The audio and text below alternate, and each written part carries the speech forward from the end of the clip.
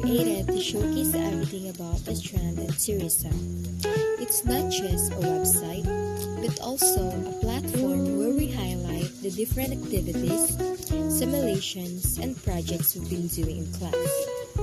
For example, we have simulations like the pre-boarding announcement, where we practice what the real flight attendants say before passengers board the plane.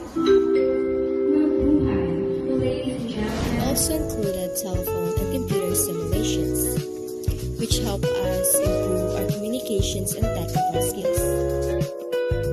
And of course, there's tour guiding, where we practice leading groups and sharing fun information about destinations.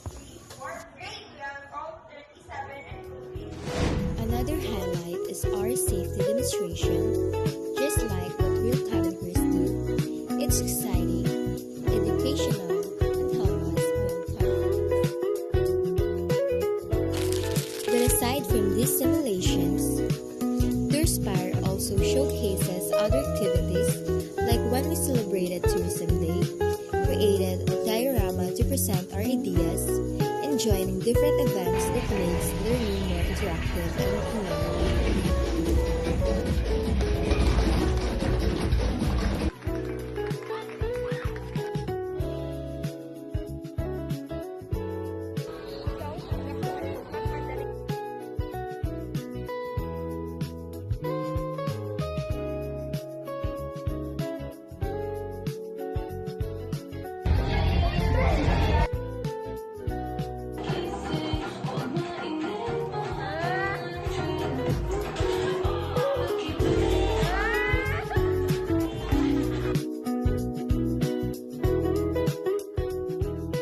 So in short, Tourspire is not just about simulations, it's also about teamwork, creativity, and celebrating the spirit of tourism through various activities.